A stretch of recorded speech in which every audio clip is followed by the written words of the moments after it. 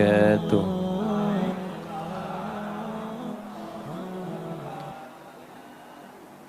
Alhamdulillahilladzi bihamdihi tatimmul barakat wa bifadlihi tatimmus salihat. Assalatu wassalamu ala rasulillahilladzi bisalawatihi tatimmus syafa'at. Fasalawatullahi wa salamuhu tammu alaihi wa ala ahlihi wa alihi wa dhurriyyatihi wa ashabihi wa ummatihi ila yaumil mi'ad. Amma ba'd.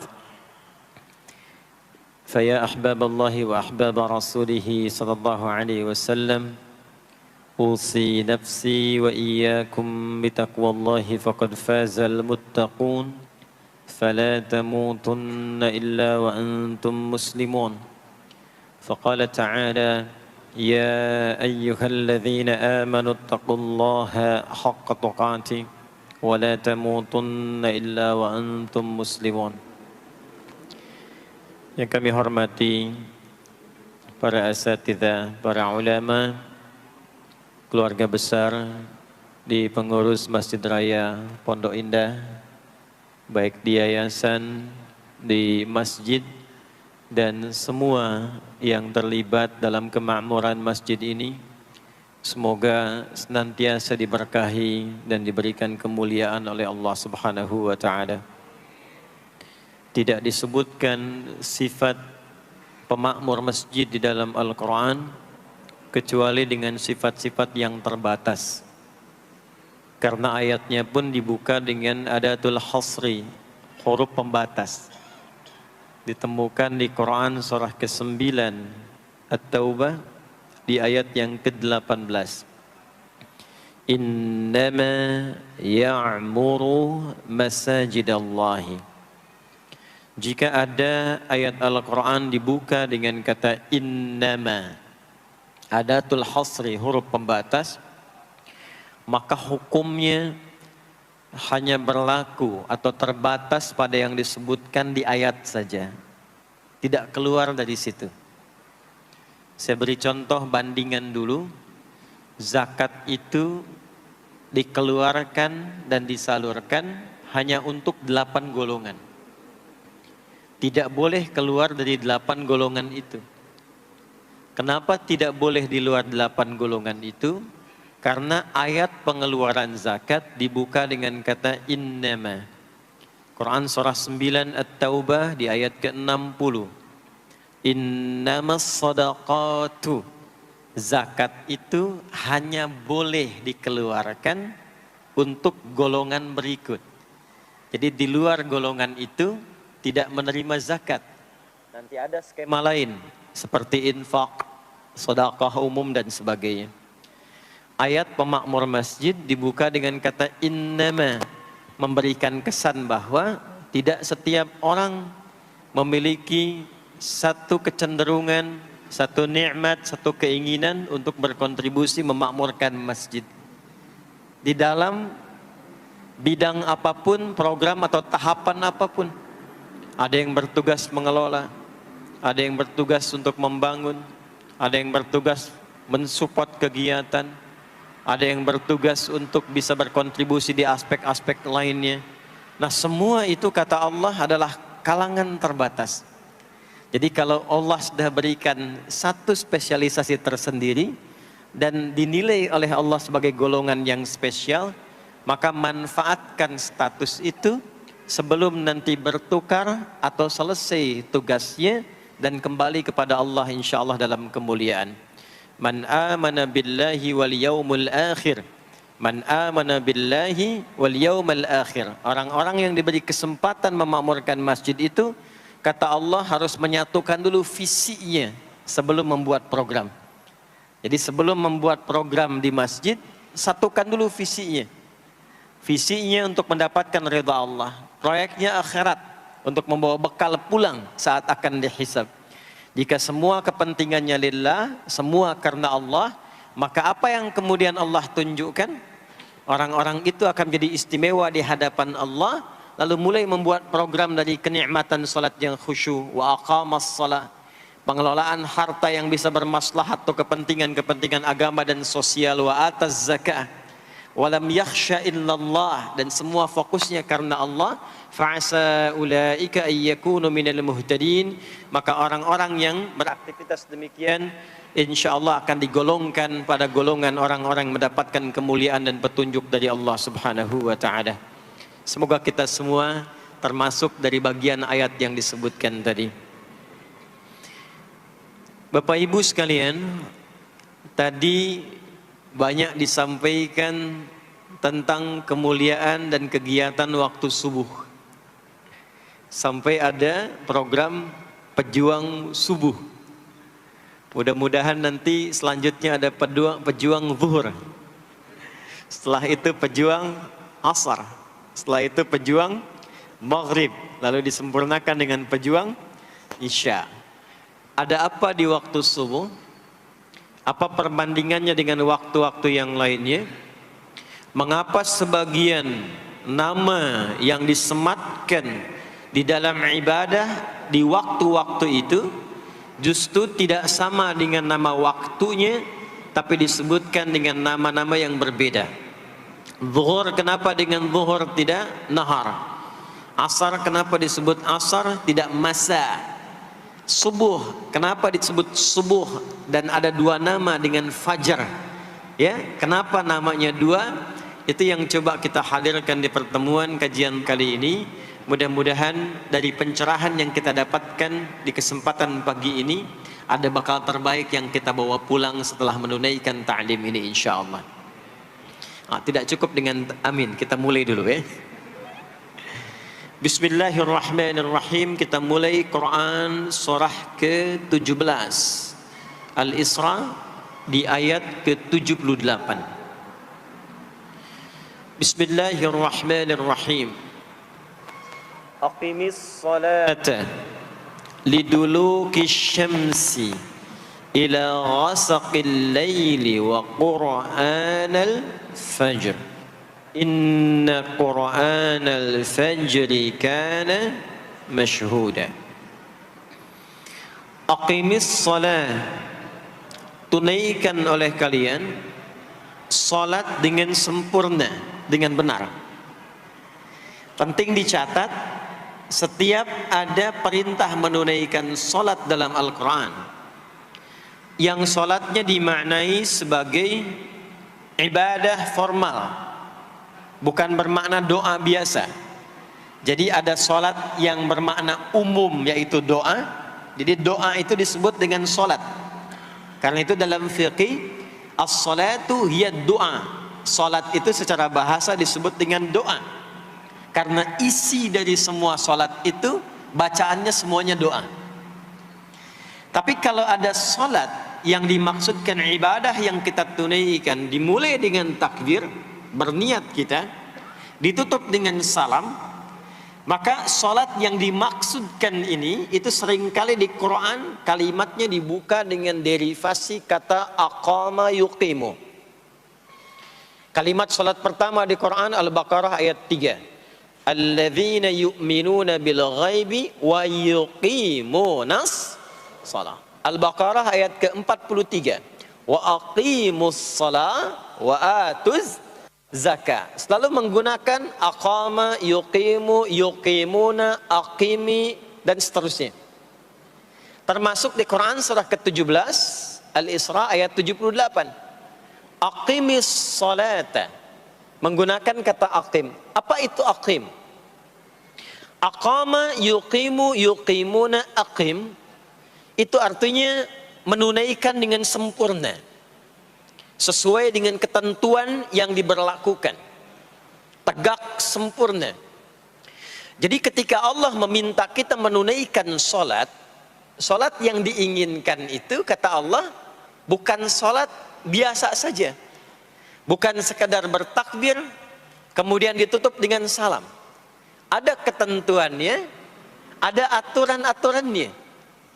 Karena itu ketika Allah meminta kita menunaikan salat, setelah menggunakan kata aqim, aqimu, yuqimuna, kalimat salatnya menggunakan alif lam.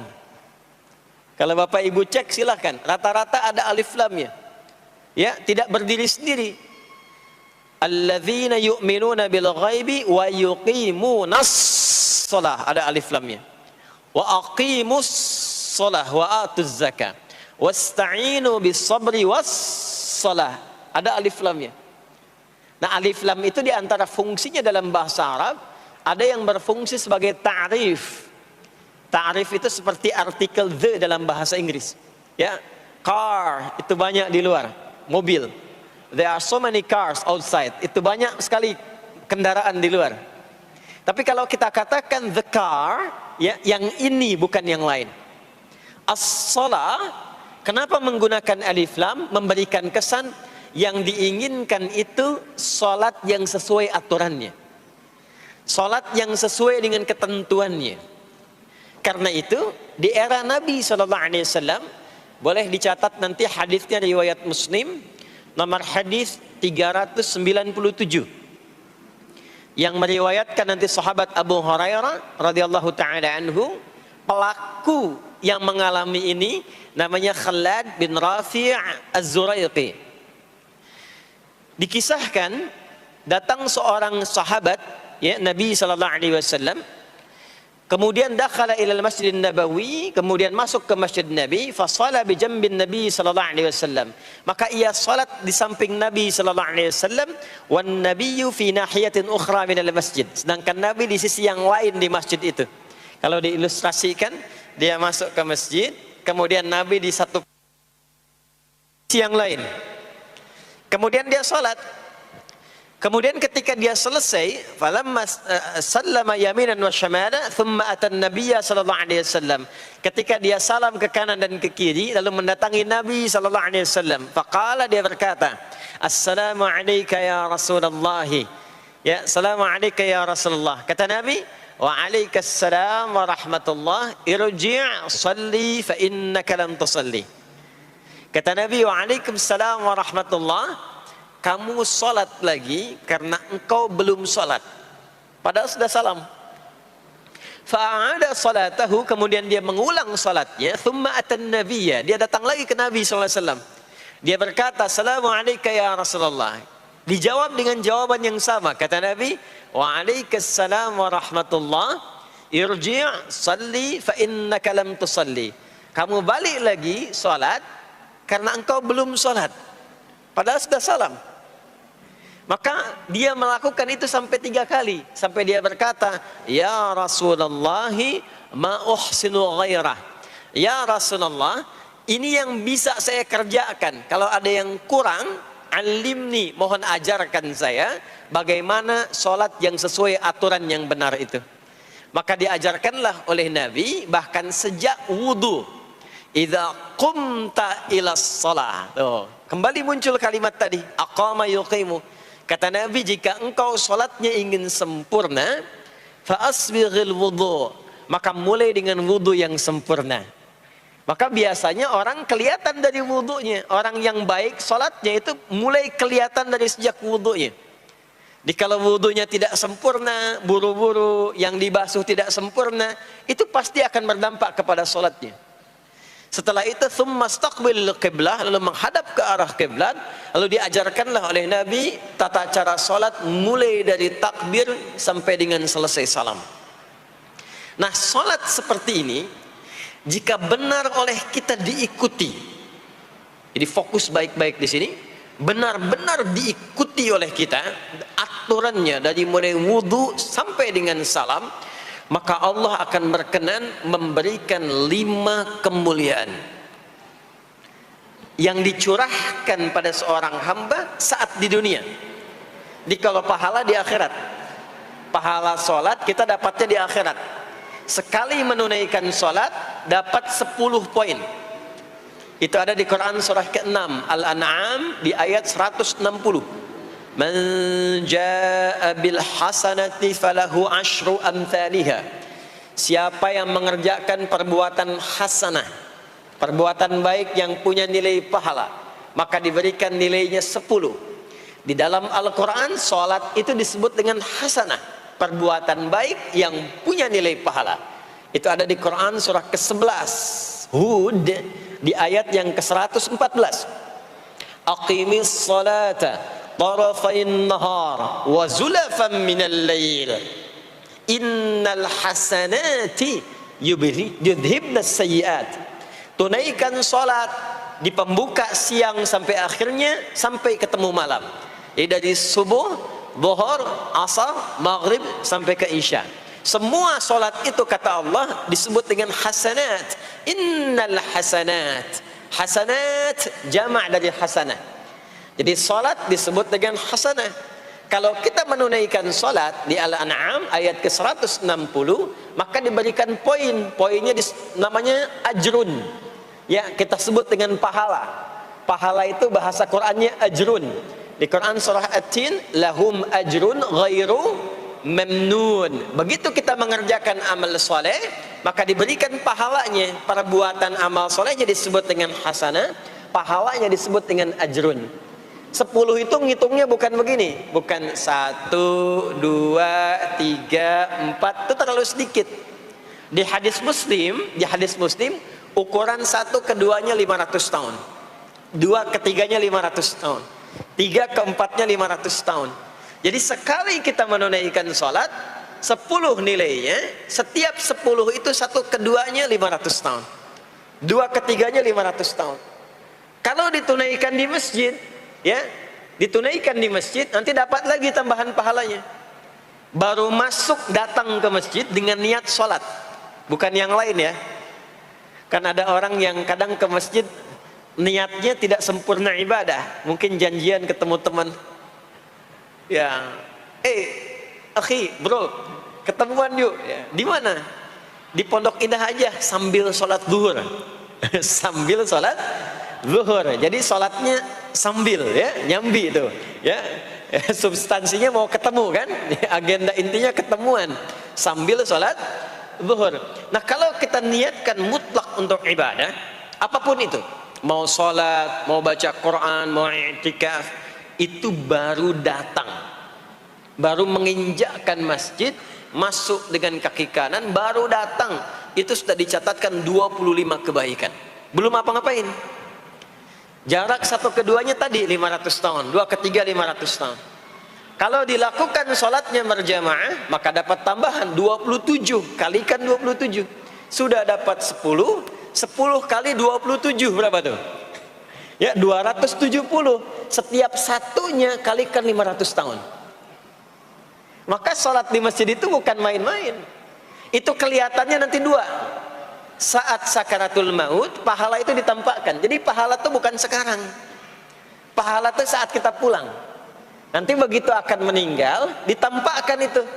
Ya, pahala yang telah kita kerjakan itu dalam bentuk amal yang diridhoi oleh Allah.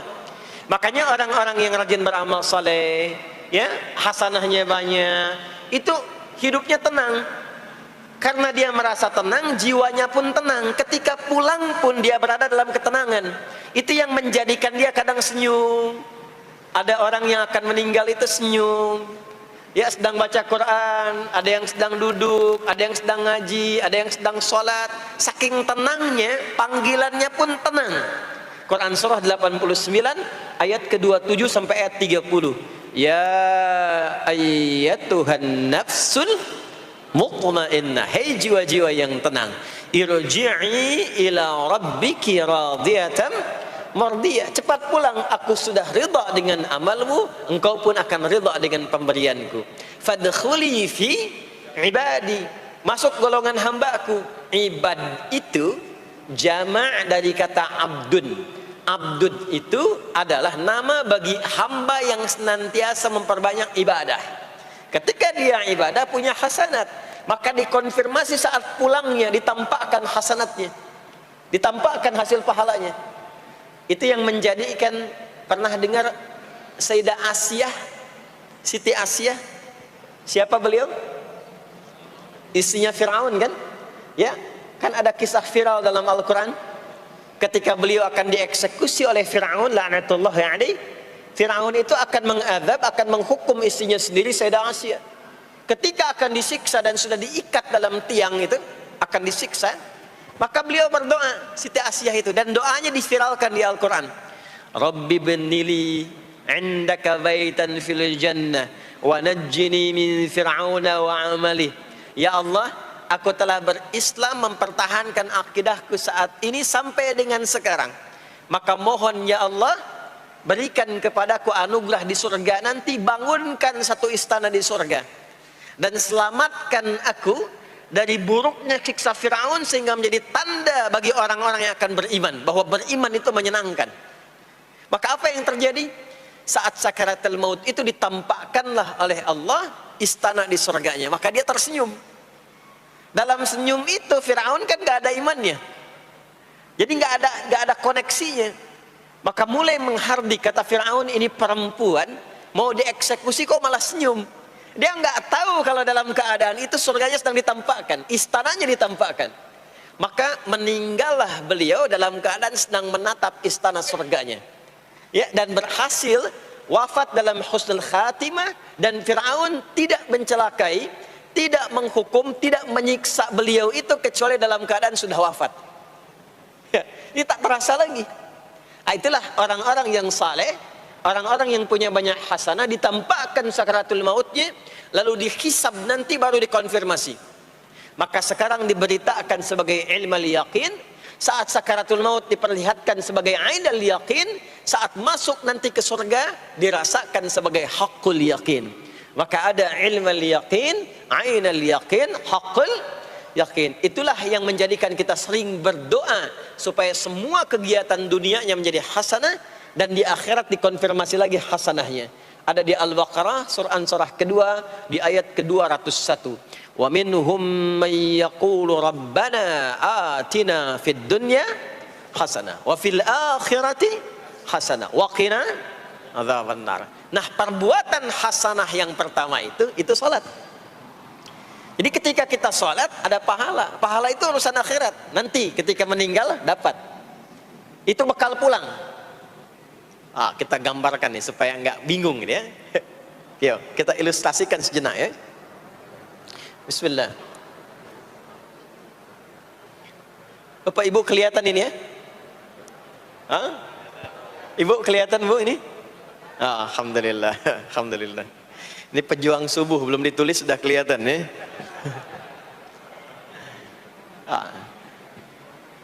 Alam itu kan yang kita tinggali, kita rasakan, dan nanti yang kita yakini ada 3 kan. Ini sering saya sampaikan belakangan ini di beberapa kesempatan. 1, sekarang ada yang disebut dengan ardun, al-ard, yang kita terjemahkan dengan bumi tempat kita tinggal sekarang. Ya, sekarang kita ada di mana? Di Masjid Pondok Indah ya. Bagian dari bumi. Ini di bumi. Sifatnya disebut dengan dunia. Jadi dunia itu asalnya bukan nama alamnya, tapi lebih kepada sifatnya. Ya, dunia. Dari kata dana, yadnu, dunuan, wa dunyaan. Artinya sesuatu yang cepat, sesuatu yang fana, sesuatu yang rusak, yang hilang. Jadi semua sifat kehidupan kita di tempat ini itu berlangsung cepat. Ya, kayaknya baru kemarin ketemu, sekarang sudah ketemu lagi. Kayaknya baru kemarin kenalan teman SD, sekarang sudah saling punya cucu. Ya, dan semua sifatnya rusak. Ini gelas kalau didiamkan, besok-besok kotor, rusak. Baju kalau didiamkan gak diapa-apain, rusak. Ya, kendaraan kalau didiamkan semewah-mewahnya gak diapa-apain, rusak. Itulah dunia. Kenapa diperkenalkan viral dunianya dibandingkan dengan bumi dan ardunnya? Untuk memberikan kesan yang kuat kepada jiwa kita. Hei, jangan sampai terjebak dengan kehidupan dunia yang sementara yang ditinggalkan. Jangan memperebutkan sesuatu yang rusak. Jangan berselisih pada sesuatu yang hilang. Ya, kan sekarang banyak orang aneh ya, memperebutkan sesuatu yang pada akhirnya yang diperebutkan itu rusak sendiri.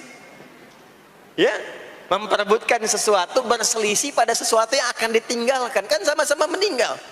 Untuk apa memperselisihkan sesuatu yang akan ditinggalkan? Kok bisa berantem, berselisih? saling mencela pada sesuatu yang sama-sama akan ditinggalkan. Itulah kenapa sering dipopulerkan dengan nama dunia. Dunia, ingat ya, kita tinggal di dunia ini. Maksudnya apa? Hei, hidupmu sementara. Hei, terkadang kita lupa bahwa itu akan berlangsung dengan cepat. Saat nanti meninggalkan tempat itu, ada tempat lain yang akan kita kunjungi. Setelah dunia apa? Oh? Belum ke akhirat. Ada waiting room dulu. Nah, di sini ada waiting room. Tempat nunggu sementara sebelum nanti ke alam yang ketiga. Namanya disebut dengan kubur. Afala ya'lamu idza bu'thira ma fil kubur. Surah apa itu? Surah Al-Adiyat, surah ke-100 di ayat yang ke-9. Namanya kubur. Sifatnya disebut dengan barzakh. Ya, alamnya barzakh. Bainahuma barzakhul la yabghiyan. Barzakh itu pemisah. Bukan alam yang sesungguhnya berkehidupan, bukan. Sementara aja pemisah dari alam yang lain. Jadi sekat yang tak nampak sekatnya, tapi memisahkan dua yang berbeda, itu disebut barzakh. Bapak Ibu, kalau kita pernah lihat di lautan, atau orang diving menyelam ke laut, atau kita lihat misalnya suka ada program di YouTube ya tentang lautan itu, kan air yang tembus ke laut itu dari mana-mana, kan dari sungai menyatu. Pernah lihat ada bagian lautan tertentu yang nggak nyambung tuh arusnya antara kanan dengan kirinya. Ikan yang di sini nggak bisa tembus ke sini, begitu ke sini balik lagi, sini balik lagi. Nah itu barzakh namanya. Barzakh pemisahnya, nggak kelihatan tapi memisahkan dua bagian yang tidak menyatu. Bainahuma barzakhul la yabghiyan. Alam ini kenapa disebut barzakh? Karena dia memisahkan antara kehidupan di bumi dengan sifat dunia dengan kehidupan di alam yang ketiga, namanya akhirat. Akhirat. Kalau sudah ada taknya, ada akhir, ada akhirat. Kalau sudah ada taknya di ujung, itu artinya ujung sesuatu yang gak ada awal lagi setelah itu. Ya, sudah berakhir di situ. Ya. Di kalau di sini meninggal, masuk ke sini. Di sini selesai, ke sini ke akhirat.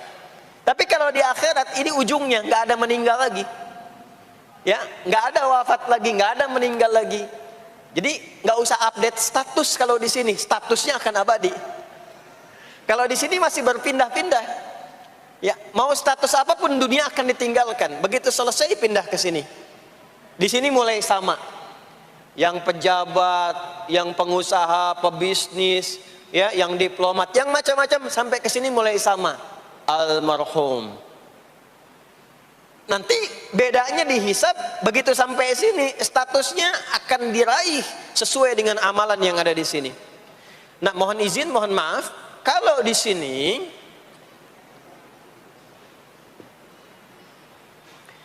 yang semua kita kerjakan, aktivitas kita disebut dengan amal, pekerjaan kita yang melahirkan bekal itu, ya, maka tuntutannya cuma satu, amal saleh.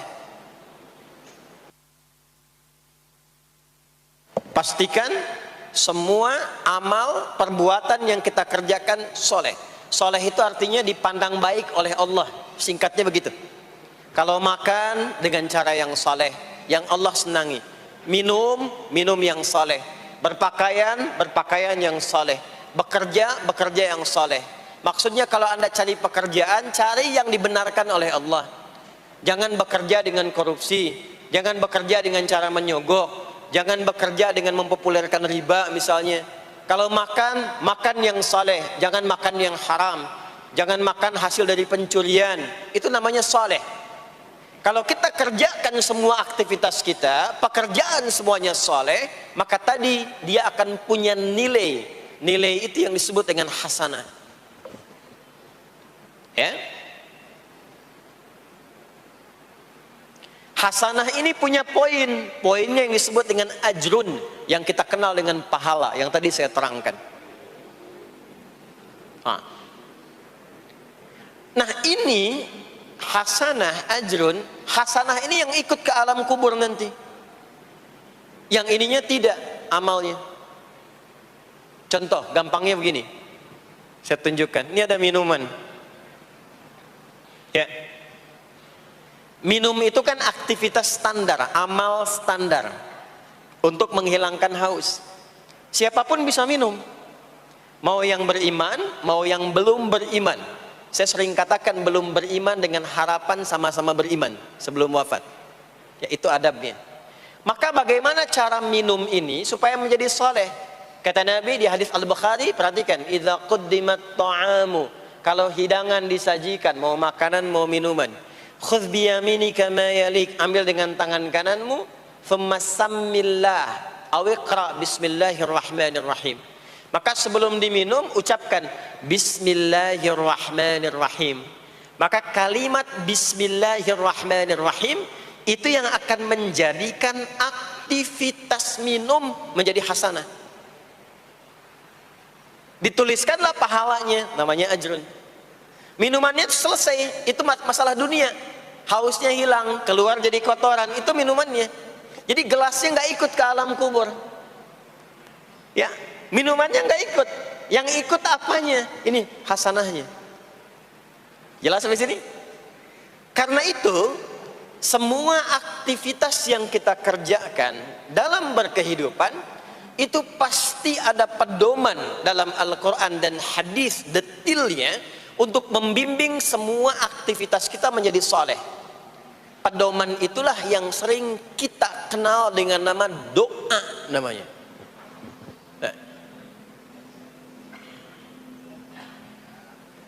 Silahkan Bapak Ibu cek, tidak ada satu pun di dalam Islam aktivitas yang dikerjakan kecuali bersanding dengan doa di dalamnya. Coba cek ya. Bangun tidur sudah ada doanya? Sudah. Makan ada doanya? Berpakaian ada doanya? Dan kalau kita mau jujur, itu semua aktivitas doanya nggak sama. Bangun tidur dengan mau tidur sama nggak doanya? Bahkan urusan ke masjid nih, masuk masjid ada doanya nggak? Kakinya diatur kan? Kanan. Keluar masjid ada doanya. Doa masuk dengan keluar sama nggak? Beda. Ada yang mau ke toilet ya, masuk toilet, kakinya diatur nggak? Kaki apa masuknya? Kiri. Keluar? Ada doanya nggak? Nah, perkara ke toilet pun bisa jadi amal soleh. Karena semua yang dikerjakan dalam Islam itu bernilai. Allah itu ingin mendidik kita, jangan sampai melakukan sesuatu yang tidak ada manfaatnya. Dan kalau sudah ada manfaat, jangan tanggung. Jangan hanya jadikan kegiatan itu terbatas pada satu alam saja. Dunia dapat tapi alam kubur gak dapat. Dunia dapat tapi akhirat gak punya bekal. Gimana nanti pulang ke akhiratnya? Ya. Saya mau tanya sebentar. Maaf ya. Kita yakin gak bahwa kita akan meninggal? Saya ulang. Yakin gak akan meninggal? Baik. Sekarang pertanyaannya. Kalau sekiranya meninggal, pindah alam atau tidak? Pindah kan? Makanya diumumkan di Masjid Raya Pondok Indah, inna lillahi wa inna ilaihi rajiun.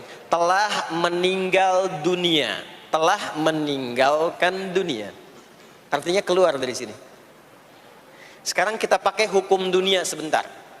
Biasanya begini, kalau orang pindah tempat, walaupun ada di satu alam, itu pasti butuh bekal. Dan kadang bekalnya nggak sama. Contoh, nanti Ramadan setelah itu masuk Idul Fitri. Biasanya ada mudik ya. Mungkin nggak mudik kalau nggak ada bekal. Saya sering perhatikan setiap tahun orang itu mau mudik kalau ada bekalnya. Masya Allah, cuman motornya bebek, ya. Tapi kan bekalnya ada yang singa, ada yang sapi, ya. Itu ditambah lagi pelepah pisang, kasih dus lagi, kasih tulisan, sayang tunggu aku pulang, gitu kan? Kan dikumpulkan kan? Dan saya pernah tanya, kenapa mas gak pulang? Gak ada bekal pak katanya. Jadi orang mau pindah tempat saja, itu perlu ada bekal. Anda kesini kalau nggak ada bekal nggak mungkin sampai. Sekarang kalau pindah dari Indonesia ke Singapura, sama nggak mata uangnya? Beda. Di Malaysia sama nggak? Semakin jauh ke Saudi, ke Amerika, hukumnya mengatakan setiap pindah tempat pasti bekalnya beda. Jangan pernah kita mengharapkan atau membuat hukum sendiri ketika pindah tempat. Jadi sesama dunia saja tempatnya, bekalnya sudah beda. Sekarang Anda menginginkan pindah alam dari dunia ke kuburan, bekalnya pengen sama, mustahil. Makanya sejak kita meninggalkan dunia, semua paket dunia tanggal di atas. Pindah ke bawah, selesai. Nih bajunya ini nggak akan ikut nih. Ganti. Ya, namanya kafan kan? Dan di kafan itu sudah nggak ada kantongnya ya? Coba dicek tuh, ada kantongnya nggak kan kafan tuh? Nggak ada. Dan ini nggak akan dibawa nih handphone yang bagus, lagi dipakai ngerekam nih. Nggak akan ikut. Ah, saya mau dipakai aja, ntar kalau malaikat nanya, mana buka? Nih, sudah pernah ikut kajian. Rombongan Ustaz Adi. Ya, beda, ini beda alam. Maka yang ikut apanya? Yang ikut tuh hasanahnya, value-nya, nilai kebaikannya. Ini yang kita yakini, ini yang kita imani.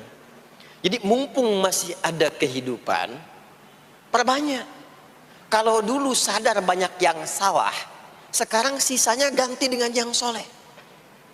Kalau sudah diperlihatkan, sekarang kan banyak yang viral di YouTube, dilihat, didengar oleh telinga kita, disimak oleh kita, orang meninggal sedang sholat, orang meninggal setelah menjadi pemulung kebaikan, orang meninggal dalam keadaan baca Quran, diperlihatkan di mata kita.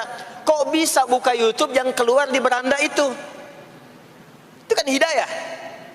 Jadi kalau sudah ditampakkan di depan mata, ya, didengar oleh kita, terlihat langsung, maka yang disadari salah yang dulu ganti dengan yang soleh sekarang.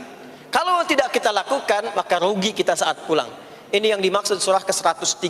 Wal asr innal insana lafi khusr illa alladhina amanu wa amilus salihat, amal saleh. Nah, ini nanti yang dibawa pulang ke sini. Ya, sini.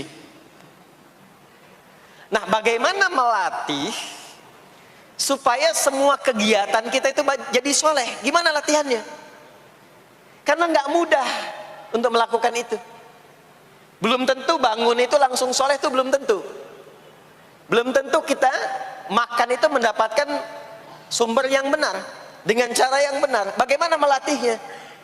Maka Allah berikan kepada kita waktu-waktu khusus untuk berlatih diri tersambung dengan Allah, yang dengan ketersambungan itu akan menjaga kita di semua keadaan, baik berdiri, jalan, duduk, kerja di kantor, tidur, rebahan. Sekarang banyak kaum rebahaners, ya, tiduran, itu dipastikan kalau tersambung dengan Allah, terkoneksi, semuanya soleh. Karena kalau ingat, ya, saya duduk ingat Allah. Kalau ingat di pekerjaan ingat Allah, mustahil kita bisa menuliskan sesuatu yang Allah tidak sukai. Tambahin nolnya, ya, bikin paraf, tanda tangan pada proyek yang tidak benar, mustahil. Karena ketika sedang tanda tangan ingat Allah. Ya. Nah, dalam bahasa Arab, sesuatu yang tersambung dengan kuat, sehingga selalu menempel dan sulit terpisahkan, itu bahasa Arabnya disebut dengan silah. Dari wasala yasilu silah. Ibadah yang melatih kita untuk terus tersambung sehingga ingat pada Allah di setiap keadaan, yang dengan ingat itu menjadikan otomatis amal perbuatan kita ingin dipastikan diridhoi dan disukai oleh Allah, sehingga berubah menjadi soleh. Ibadah yang melatih kita untuk mendapatkan itu disebut dengan sholat namanya. Sholat. Makanya sholat disebut sholat bukan hanya mengandung unsur doa, tapi latihan yang Allah berikan kepada kita untuk mengoneksikan diri kita sehingga dalam semua kegiatan kita ingat Allah. Itu yang dimaksud di Quran surah keempat An-Nisa di ayat ke-103. Ya. فَإِذَا قَضَيْتُمُ الصَّلَاةَ, maka jika anda telah tuntas mengerjakan salat, fadhkurullah. Ciri orang yang berhasil salatnya adalah dia mampu mengoneksikan dirinya dengan Allah. Makanya kalau sudah selesai sholat, kita sudah ingat Allah. Nah, kalau belum ingat Allah, diminta coba ingat lagi. Selesai sholat, jangan buru-buru meninggalkan tempat kita sholat. Ingat dulu, sambungkan dulu. Sehingga saat keluar dari tempat kita sholat, sudah ingat Allah. Bahasa Arabnya mengingat Allah itu disebut dengan zikir, zikrullah. Karena itu sholat disebut dengan zikir. Buka Quran surah ke-20, Toha, ayat ke-14. Saya nggak akan keluar dari Quran hadis, sehingga nggak bisa didebat. Nggak bisa didebat. Anda nggak bisa debat karena ini bukan pikiran, karena ini Quran dan hadis. Quran surah ke-20 Toha ayat ke-14. Innani anallahu la ilaha illa ana fa'budni wa aqimis salata lidzikri. Salat disebut dengan zikir. Zikir itu artinya ingat. Makanya tadi saya katakan di awal, salat itu melatih kita supaya ingat Allah. Karena itu ketika kita salam, Assalamualaikum warahmatullahi wabarakatuh, Assalamualaikum warahmatullahi wabarakatuh, belum ingat kita kepada Allah, maka diminta zikir pasca salat. Setelah salat ada zikir kan? Dan zikir pertamanya apa? Hadis Muslim, Astaghfirullah, Astaghfirullah, Astaghfirullah. Itu yang paling singkat. Kalau mau agak panjang, Astaghfirullahaladzim, alladzi la ilaha illa huwal hayyul qayyum wa atubu ilaih. Kenapa istighfar? Karena kita memohon ampun kepada Allah kalau dalam sholat tadi belum nyambung sama Allah. Karena ada orang yang saat sholat bukan ingat Allah, dia masih ingat dunia. Padahal dari sejak awal sholat sudah diminta buang urusan dunia ke belakang. Makanya kita bertakbir, itu ada kitabnya. Asrarus salah, nadharat fi ma'anis salah. Ketika Anda mulai bertakbir, takbir begini, Allahu Akbar. Kenapa mengangkat tangan gini salah satunya? Di antara maknanya, buang urusan dunia ke belakang. Pasrahkan dirimu kepada Allah. Kalau salatnya ingin khusyuk, jangan bawa urusan dunia ke dalam salat. Buang. Yang menjadikan seseorang kurang khusyuk begitu takbir, dunia masih dibawa. Lisannya berucap Allahu Akbar, tapi pikirannya motor Hu Akbar, mobil Hu Akbar, ya kan? Status tuh belum diupdate Hu Akbar, ya, miss call belum dibalas Hu Akbar. Itu bermasalah, sehingga mudah dikerjai setan. Ada setan namanya khanzab di Sunan Abu Daud. Saat seseorang mulai bertakbir, kata Nabi, fayaqulu syaitanu, di situ setan mulai beraksi. Sebelum takbir kita dibikin fokus. Ya, Anda silahkan praktekkan. Kalau mau sholat rasanya fokus. Tapi mulai bertakbir Allahu Akbar, setan mulai beraksi, kata Nabi. Udhkur kada, udhkur kada. Ingat ini, ingat itu. Hatta la yash'ural musalli kamra'atan yusalli. Sampai ada orang sholat yang tidak sadar berapa rakaat sedang menunaikan sholatnya. Subuh berapa rakaat tadi? 2 diucapkan, tapi ketika dipraktekkan ada yang 3. Ada yang 1, ya, ada yang begitu, ada tapi di hati saya gitu ya. Nah ini, makanya setelah kita sholat, salam, assalamualaikum, assalamualaikum, itu kita mencoba menyempurnakan dengan apa? Istighfar dulu. Kalau tadi ada yang belum tersambung, setelah itu apa? Kita sambungkan, Allahumma antas salam, subhanallah, alhamdulillah, Allahu Akbar. Makanya dilatih 33 kali. Sekali belum nyambung, 2 kali. 2 kali belum nyambung, 3 kali. 3 kali belum ingat, 4 kali. Masa iya sih sampai 33 kali belum ingat juga? Bapak nama siapa? Joni. Siapa Pak? Joni. Siapa? Joni. Siapa? Apa enggak dengar saya Joni? Itu baru 3 kali. Ini kita 33 kali menyebutkan subhanallah. Masa enggak nyambung juga? Alhamdulillah 33 kali. Masa enggak syukur juga? Dilatih. Kalau sudah terkoneksi, inilah dia. Fadhkurullaha qiyama. Bangun dari sholat, bangkit, selesai sholat, mau kerja, mau kemanapun, ingat Allah. Jadi nggak ada istilahnya keluar masjid tertukar sendal, tuh nggak ada. Ada di sini yang tertukar sendal? Banyak. Insya Allah tidak ya. Kalau ingat Allah tuh nggak mungkin tertukar. Jadi begitu Anda akan menggunakan yang punya orang lain, sadar tuh, astagfirullah, Allah mengawasi, bukan punya saya walaupun mirip. Ya, walaupun mirip. Ya, pakai yang punya kita itu akan diarahkan. Tapi kalau nggak ingat ada yang mengawasi, nggak ingat ada yang lihat, nggak ingat akan dihisab. Mana ya tadi? Oh, ini dia, masya Allah, lupa saya. Pakai masya Allah lah gitu. Dia pakai yang paling bagus tuh. Pulang dia, padahal dia ke masjid tuh nggak pakai sendal. Pekerjaan juga begitu, nggak akan sembarangan ngambil yang bukan haknya, ngerjakan proyek yang tidak benar. Demi Allah, kalau di Indonesia ini mestinya benar semua sholatnya, makmur. Wah, para polisi itu tenang tugasnya gitu, ya. Tentara juga nyaman, di pekerjaan tuh nggak usah ada CCTV, ya, nggak usah ada e-tilang, nggak usah ada kamera di jalan, kan?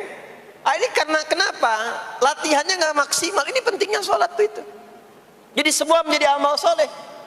Semua jadi amal soleh. Begitu ingat Allah, maka berdiri ingat Allah, jalan ingat Allah, duduk ingat Allah, berbaring pun ingat Allah.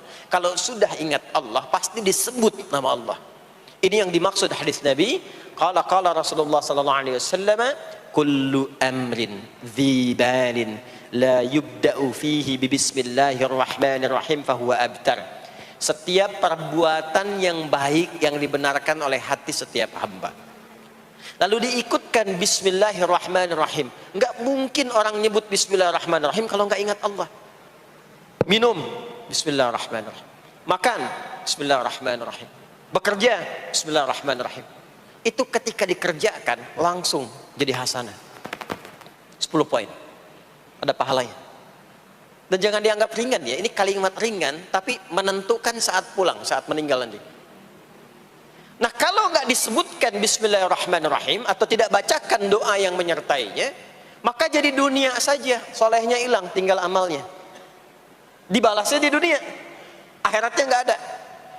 Itu yang dimaksud Quran surah ke-25 Al-Furqan ayat 23. Wa qadimna ila ma 'amilu min 'amalin faja'alnahu haba'an manthura. Kalau ada orang berbuat baik di dunia tapi tidak disertakan niat akhirat, kami balas dunianya. Anda kerja belasan tahun, puluhan tahun untuk dunia aja, dapat gaji, dapat benefit, dapat penghargaan. Ada yang juara, ada yang dapat bintang, champion, ya, ada yang promosi jabatan, tapi niatnya untuk dunia. Allah adil, kata Allah, kerja keras dia untuk dunia, saya balas dengan balasan dunia. Tapi kalau diniatkan akhirat, dunia dapat, akhiratnya pun dapat. Kan kerjanya sama, etosnya sama, di tempat yang sama. Kita niatkan akhirat, gak ada ruginya. Begitu meninggal, dapat.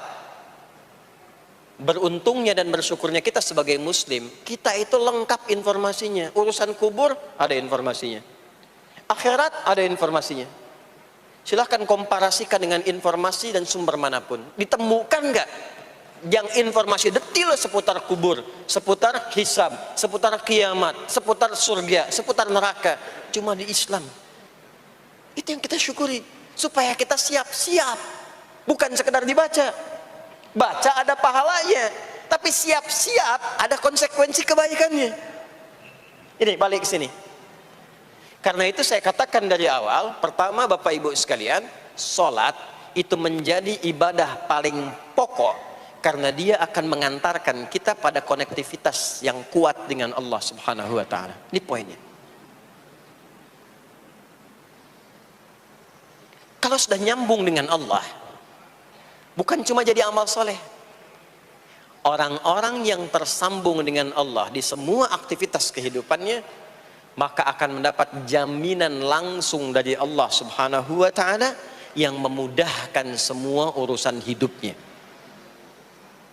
Mudah sukses, mudah bahagia, mudah tenang. Semua kemudahan yang kita raih dalam konteks kebahagiaan, ketenangan, kesuksesan itu kalau digabungkan semua maknanya, berubah katanya menjadi falah. Apa namanya? Falah. Falah itu bahagia, sukses, nyaman. Kalau dibuka kamus English Arabic misalnya, falah itu bahasa Inggrisnya success and happiness. Bukan cuma bahagia, bahagia dan sukses. Bukan cuma sukses, karena ada orang sukses belum tentu bahagia. Saya sering tanya yang ini nih, dan biasanya para ibu yang juara menjawabnya itu. Ya, pilih mana? Kaya tapi gelisah atau miskin tapi tenang? Miskin tapi tenang. Sukses tapi gelisah, ya, atau miskin tapi tenang? Sukses tapi tenang, ya. Sukses dan bahagia. Nah, sukses dan bahagia itu bahasa Arabnya falah. Ini poinnya. Falah. Ah, sekarang coba kita dengar baik-baik. Cek telinganya masih ada enggak tuh? Cek telinga masih ada enggak? Setiap hari, di setiap pergantian waktu dalam sehari. Pergantian waktu sehari itu ada 5. Dari mulai subuh, ke siang, zuhur, ke sore, asar, mau habis sore menjelang malam, maghrib, muncul malam, isya. Itu setiap hari 5 kali berganti waktu diperdengarkan oleh Allah. Hambaku, kamu harus bahagia. Hambaku, kamu harus sukses. Apapun pekerjaanmu, sukses. Apapun aktivitasmu, harus bahagia. Harus senang, harus tenang. Falah. Kuncinya apa? Salat. Diperdengarkanlah hayya 'alas shalah. Diperdengarkan di telinga kita. Telinga bahasa Arabnya udhun. Jamaknya adzan. Maka kalimat yang diperdengarkan 5 kali sehari itu disebut dengan adzan. Dan satu-satunya lafaz yang diperdengarkan 24 jam di muka bumi ini tak pernah berhenti. Makanya setiap tempat terjadi perbedaan waktu sholat. Ya, di sini tadi subuhnya jam berapa? 4.13, 12, 49, 4.10. Terjadi perbedaan pendapat tentang waktu subuh.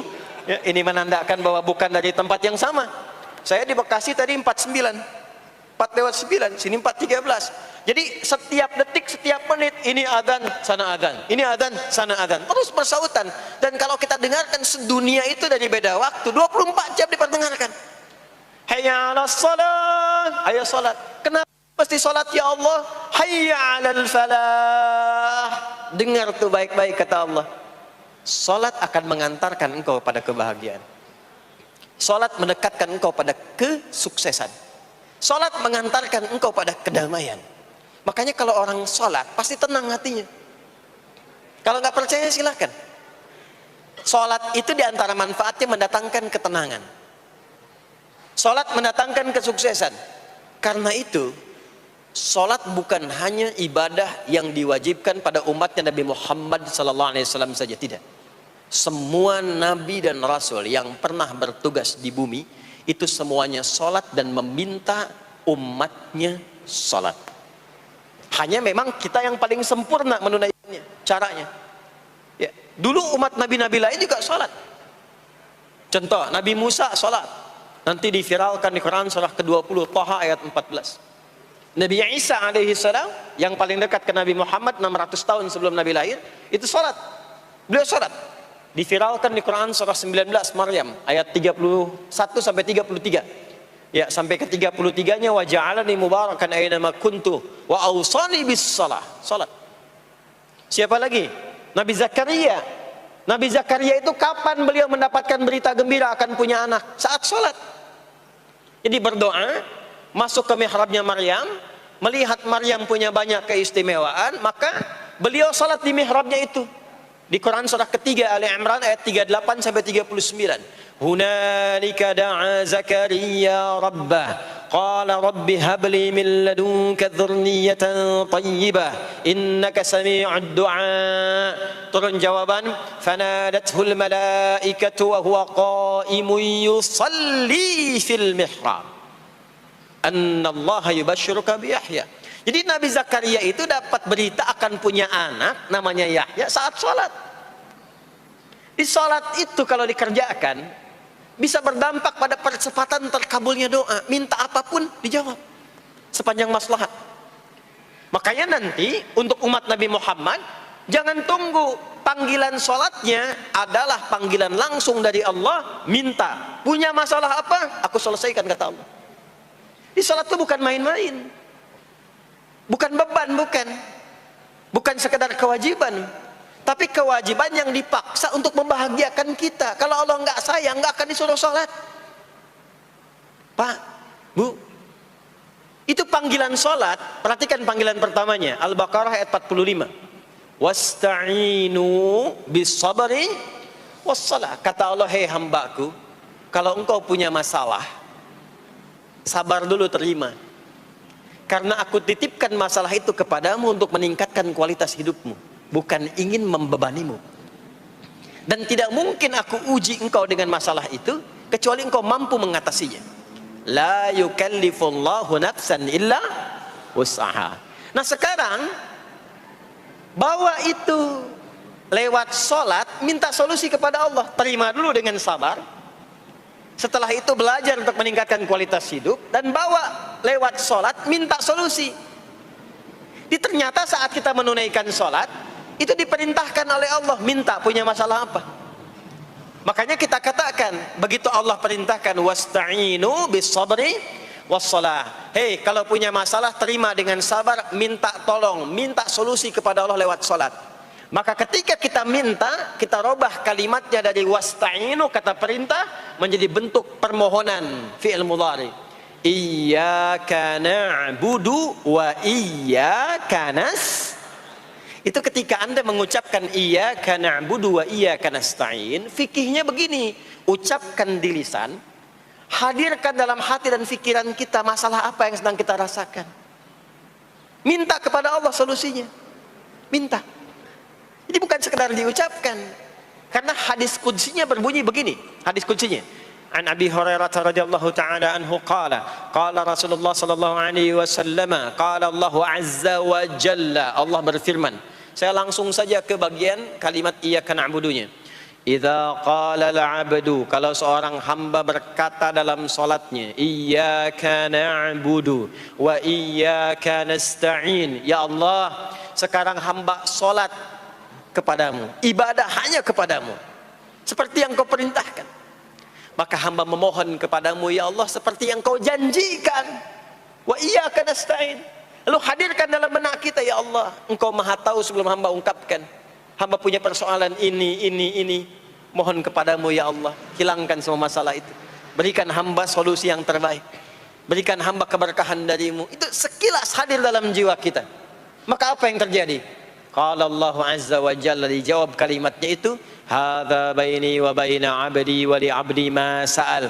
Ini perjanjian antara aku dengan hambaku. Kalau hambaku benar salatnya sampai kalimat ini, apapun yang dia mintakan sekarang, aku akan kabulkan. Sepanjang itu ada maslahat untuk dirinya. Dicontohkan itu oleh Nabi Zakaria. Beliau itu minta saat berdiri, Pak, bukan saat sujud. Dimulai dari berdiri, nanti akumulasinya saat sujud. Itu berdiri aja, kalau benar mintanya dikabulkan, tidak menunggu selesai sholat. Dan ada fikihnya, nggak sembarangan, ada fikihnya nanti, ada fikihnya, ya, ada tuntunannya. Alhamdulillah. Poinnya adalah sholat itu solusi. Makanya jangankan Nabi yang tadi saya sebutkan, Nabi Ismail itu saking pentingnya sholat, wasiat beliau yang diviralkan di Al-Quran untuk semua keluarganya, sholat. Ada di Quran surah 19 Maryam ayat 55. Wa kana ya'muru ahlahu bis-shalah. Kata Allah, dan tercatat Ismail itu pernah berwasiat meminta semua keluarganya, hei, salat, salat, salat. Jadi kalau kita mau urut sampai ke atas, semua salat.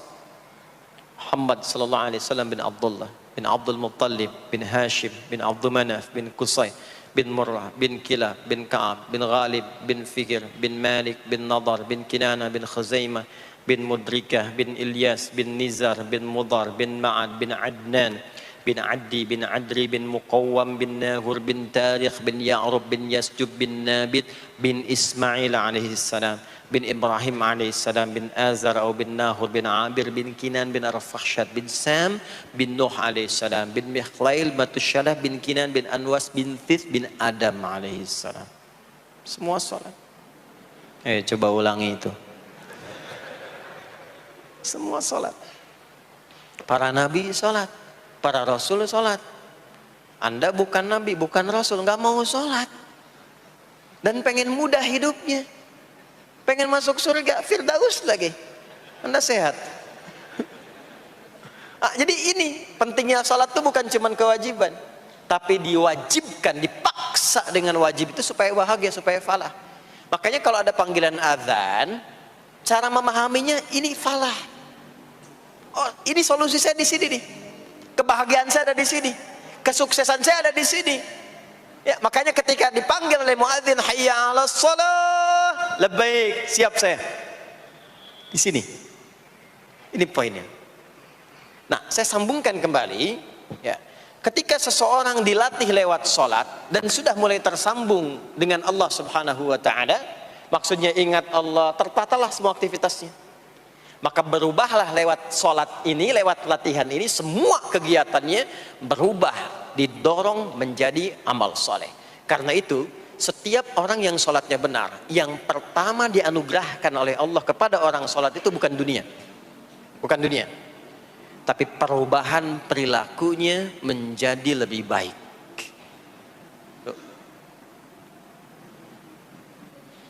Jadi bukan kaya dulu.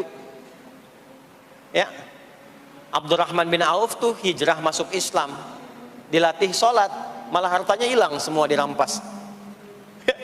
Tapi setelah itu jadi apa? Jadi orang paling kaya. Ya. Abu Bakar As-Siddiq, Utsman bin Affan, Umar bin Khattab. Pertama kali masuk Islam kan latihannya sholat. Apakah langsung kaya? Jadi pemimpin? Jadi diplomat? Amr bin As bisa ekspedisi dari Afrika Utara sampai ke Syam? Tidak. Yang diberikan apa? Perubahan perilaku dulu. Dihilangkan sifat-sifat buruknya, dijaga dengan kemuliaan. Jadi dua sumber yang menjadikan manusia itu buruk dalam nafsunya, itu ada dua. Di nafsu itu nanti punya dorongan untuk mengarahkan kepada yang buruk, namanya fujur. Lawannya nanti takwa. Lawannya takwa. Di Quran surah Asy-Syams surah 91 ayat 7 sampai 10, wa nafsi wa ma sawwaha fa'alhamaha fujuraha wa taqwaha. Nah, fujur itu nanti yang membisikkan, mengarahkan kepada hal-hal yang negatif. Itu yang ditunggangi oleh setan. Setan memberikan was-was itu ke nafsu, ke fujurnya. Alladzi yuwaswisu fi sudur innas. Di dalam sudur ada qalbu, di dalam qalbu ada nafas, di dalam nafas ada fujur. Fujur itu yang digoda. Maka keluarlah kemudian dua hal. Yang pertama ada yang disebut dengan fahsya. Fahsya itu dorongan dari syahwat untuk berbuat yang menyimpang. Pornografi, porno aksi, LGBT, kata-kata jorok itu fahsya. Fahsya. Nanti temannya adalah mungkar. Mungkar itu keburukan yang diingkari, ditolak oleh hati, sumbernya nafsu perut dan akal. Mencuri itu mungkar. Merampok itu mungkar. Korupsi, membunuh, menipu itu mungkar. Jadi sumber keburukan itu cuma dua. Kalau bukan fahsya itu mungkar. Orang yang sholatnya benar, maka parameternya itu, ukuran pertama kali dia dapatkan adalah ditutupnya oleh Allah, dijaganya oleh Allah keadaan nafsunya, sehingga dia tidak dikontrol oleh perbuatan fahsya dan mungkarnya. Maka aktiflah sinyal takwanya. Takwa itu lawan nafsu. Makanya nanti kaitan takwa dengan nafsu sama-sama disebutkan. Nafsu 115 kali, takwa yang terkait fungsi nafsu 115 kali. Takwa digembosi, ya, awas, diwaswasi oleh setan, setan disebutkan 88 kali. Takwa disupport oleh malaikat, malaikat di Quran disebutkan 88 kali. Ini bukan ilmu tak-atik, hitung sendiri aja kalau mau. Itu menarik tuh. Karena sama, kalau Anda mendengar suara adzan kan ada bisikan kan? Cepat, sudah adzan, siap-siap. Itu malaikat tuh. Tapi begitu selesai adzan, la ilaha illallah, tenang, baru adzan, belum qomat. Itu setan. Terus itu, terus dua-duanya tuh, ya, memberikan bisikan, yang satu mensupport dan seterusnya. Yang paling menarik adalah kalau sholat kita benar, maka sinyal takwa aktif. Makanya amalan takwa pertama itu sholat. Setelah beriman, amalan takwa pertama sholat. Al-Baqarah ayat 2 dan 3. Dzalikal kitabu la raiba fi hudal lil muttaqin. Siapa muttaqin, orang takwa di situ? Ayat 3-nya, alladzina yu'minuna bil ghaibi wa yuqimunas shalah. Jadi kalau salatnya aktif, takwanya aktif, sinyalnya aktif, sinyal itu yang akan menutup fahsya dan mungkar. Maka turunlah Quran surah ke-29 ayat ke-45. Utslu ma uhiya ilaika minal kitabi wa aqimis shalah. Kita hafal tengahnya. Innas salata tanha 'anil fahsya'i wal munkar. Maka kalau orang sholat tidak akan berbuat fahsya, tidak ada lagi yang melambai laki-laki. Allah, ini ada laki-laki yang laki-laki, perempuan-perempuan. Nggak ada lagi tontonan-tontonan pornografi, yang jorok-jorok, yang kotor-kotor. Nggak ada lagi kata-kata kotor di lisan itu, karena lisannya dilatih untuk mengucapkan yang baik-baik. Allah, Sami'allahu liman hamidah, subhanallah, alhamdulillah, Allahu akbar. Makanya pasca sholat itu berubah. Maaf ya, Allah tidak memberikan kepada Nabi Muhammad SAW tongkatnya Nabi Musa, mukjizatnya Nabi Isa, apalagi Nabi Ibrahim dan selainnya.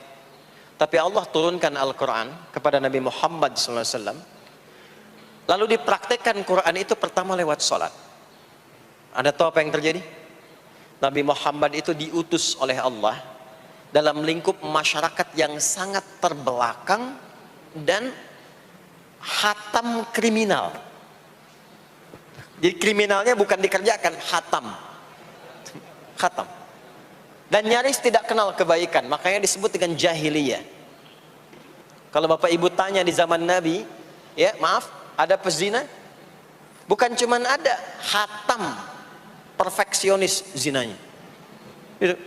Membunuh itu, ya, mabuk, ada orang mabuk kekinian di zaman jahiliyah, pemabuk amatir itu 5 kali sehari mabuknya. Yang amatir. Jadi kalau baru mabuk sekali, 2 kali, itu coba-coba. Amatir itu 5 kali. Pembegal. Ya, sekarang kita dengar berita ada begal ini itu. Jahiliyah itu sekampung begal semua. Kampung Gifar. Tapi Allah menghendaki Rasulullah latih lewat sholat. Apa yang terjadi? Berubah jahiliyah itu, berubah menjadi khairu ummah, umat terbaik yang paling teladan, yang menginspirasi, yang pernah berkehidupan di bumi. Sampai persaksiannya dari Allah langsung. Turun Quran surah ketiga Ali Imran ayat 110. Kuntum khaira ummatin ukhrijat linnas. Jadi kalau ada orang dermawan, itu yang paling dermawan. Kalau ada orang sabar, itu yang paling sabar. Kalau ada pasar yang paling ideal, itu yang paling bagus. Berubah itu. Ya. Kenal Abu Dzar Al-Ghifari? Ayo kenal. Enggak. Abu Dzar Al-Ghifari itu nama aslinya Jundub bin Junadah.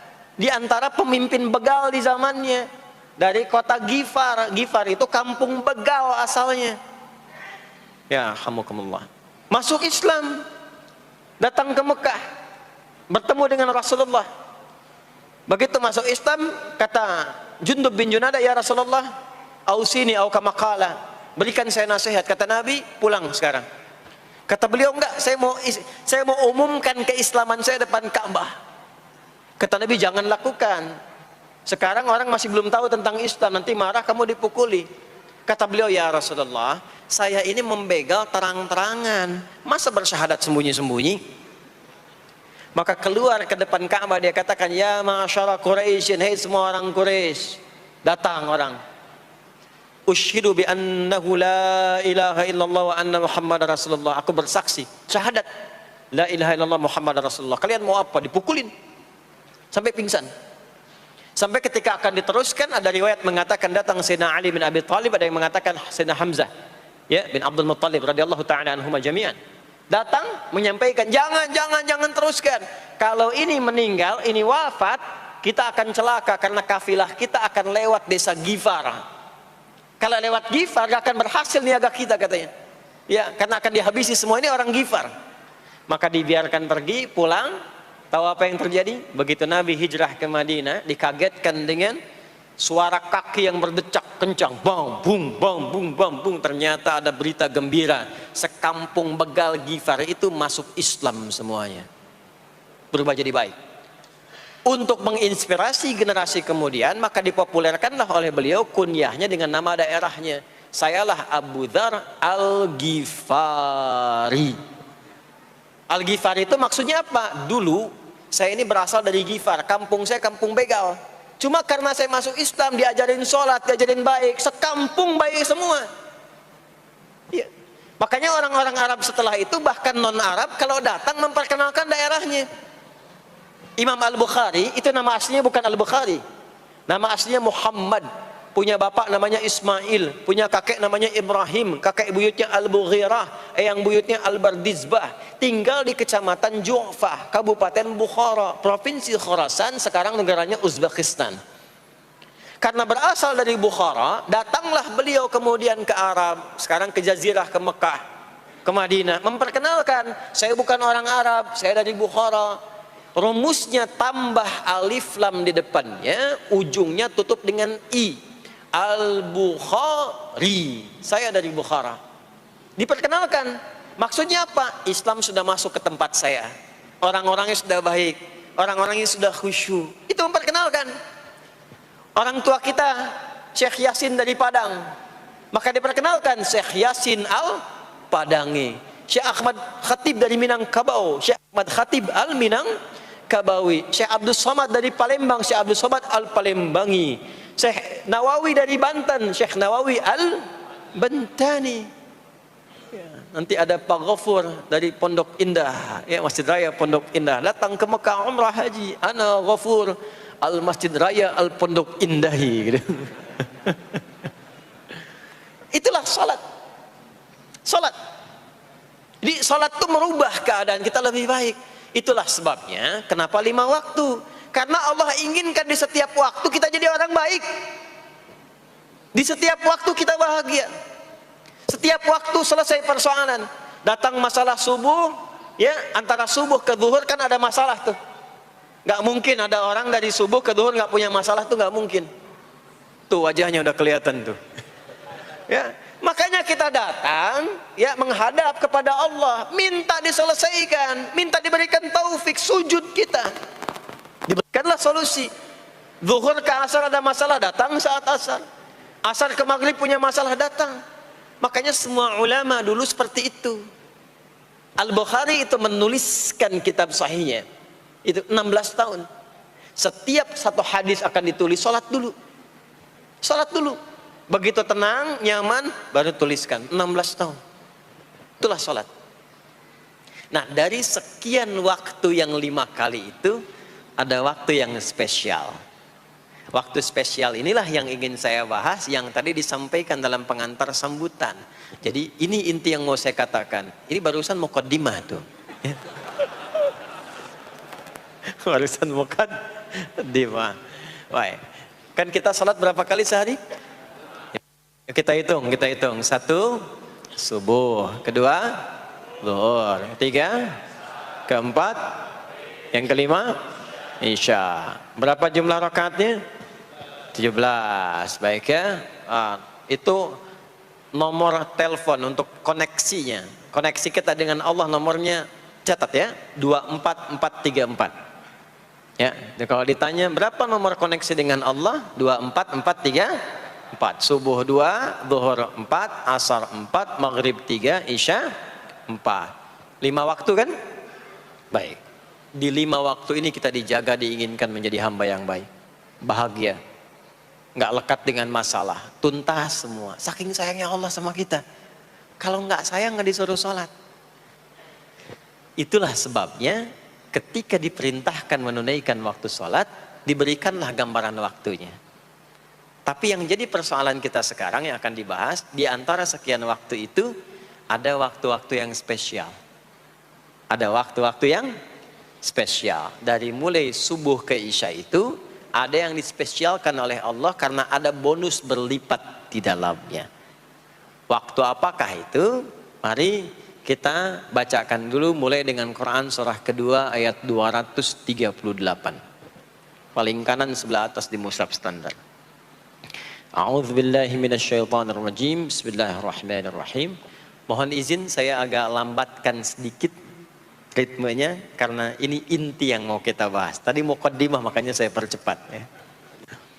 Hafizu 'alas salawati was salatil wusta wa qumu lillahi qanitin. Hafizu. Kalau Bapak Ibu lihat mushaf terjemah, diterjemahkannya dengan jagalah. Jagalah itu ihfadhu, hafidha yahfadh. Tapi kalau ada alif setelah ha, hafidhu, itu berarti fi'il madhinya, past tense-nya, akar kata kerjanya hafadha, yuhafidhu. Alifnya mufa'alah, bermakna saling. Jadi mengartikannya begini, hafidhu 'alas salawati. Hei, hendaklah kalian saling menjaga waktu sholat. Kalau saling itu sendirian atau banyakan? Banyakan. Jadi kalau bapak di rumah ada 5 orang, bapak, ibu, dan 3 orang anak, maka jangan sholat sendirian, Pak. Ingatkan anaknya, ingatkan istrinya. Istri bangun duluan, ingatkan suaminya. Makanya waktu sholat itu, maaf, jangan cuma disandarkan pada azan yang kita dengar di masjid, harus hafal. Bahkan nanti gini, di Quran surah keempat ayat 103 itu, di ujung ayatnya, itu ada penanda ciri standar orang beriman.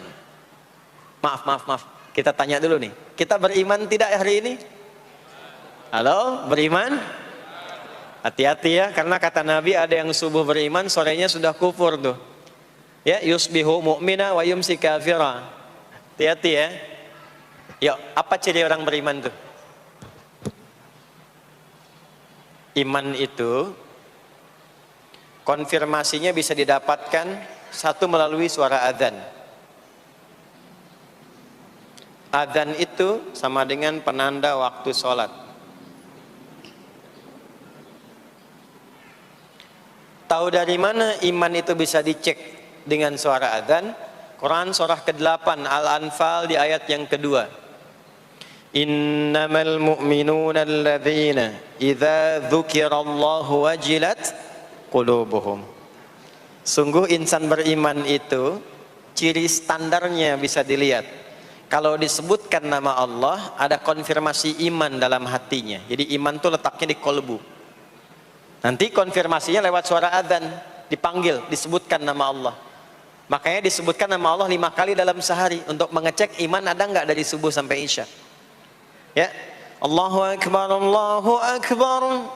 Ada getaran di hati kita, sudah adzan. Nah, itulah iman. Itulah iman. Makanya orang yang punya iman dengan yang belum punya iman akan beda getarannya. Ini hanya dimiliki oleh orang yang punya iman saja. Yang belum punya iman nggak bisa, nggak punya itu. Allahu Akbar, Allahu Akbar. Surah apaan nih? Toanya kencang banget, ya. Tapi kalau orang beriman, Allahu Akbar, Allahu Akbar, ya Allah sudah adzan.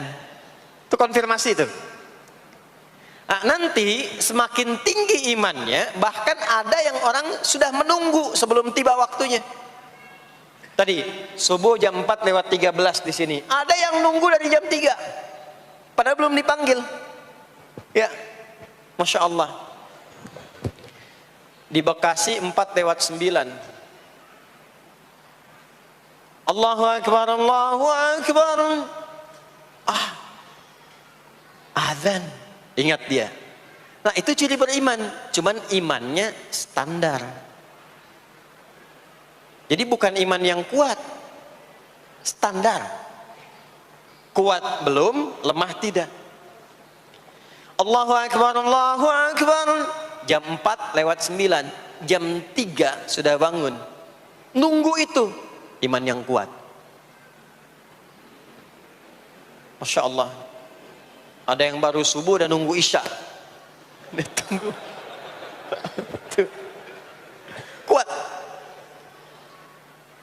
Ada yang sudah qomat, sudah la ilaha illallah, belum kepanggil. Dipanggil 4:09. Dia baru bangun jam 9:04.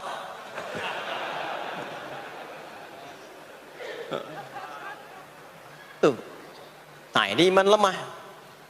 Di bawah. Ciri standar, karena dipanggil ingat, maka ciri standar orang beriman itu tahu waktu sholat. Harus tahu Pak, Bu. Itu standarnya. Itu ada di Quran surah keempat, di akhir ayat 103. Inna salata kanat 'alal mu'minina kitaban mawquta. Kalau pakai terjemah balaghah itu bunyinya begini. Sungguh orang beriman itu pasti tahu waktu sholat. Nah, jadi kalau ditanya jam berapa zuhur nanti belum bisa kita jawab dengan sempurna, itu artinya apa? Imannya belum naik itu ke level standar, belum menguat. Ya, ini poinnya. Nah, nanti kapan waktu sholat itu tiba? Kalau ada yang belum ingat, jangan dibiarkan tidak ingat. Makanya kata Al-Quran, saling menjaga ya waktu sholat itu. Jangan sampai di keluargamu, ada temanmu, kolegamu, bahkan tetanggamu itu nggak tahu waktu sholat, bahkan nggak sholat, itu bahaya. Kalau memang sayang sama anak, ingatkan. Sayang istri dengan suami, ingatkan. Tanda istri beriman yang cinta dengan suaminya, tanda pertamanya ketika mengingatkan suaminya pada semua hal yang disukai oleh Allah. Begitu sebaliknya. Maka kata Al-Quran, hafidhu, saling menjaga waktu sholat. Disebutkan di situ alas sholawat, bentuknya begini.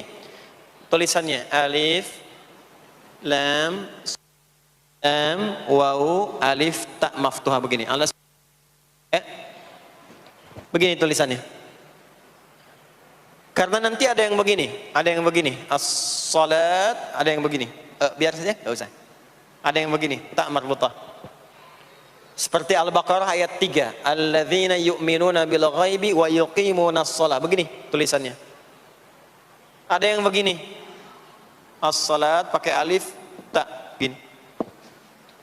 Tapi di Al-Baqarah ayat 238 tulisannya begini, alas salawati, taknya terbuka. Secara singkat begini, secara singkat. Kalau tulisannya begini, maka yang dimaksud salat fardu. Yang dimaksud salat apa? Salat fardu. Salat fardu itu ada berapa?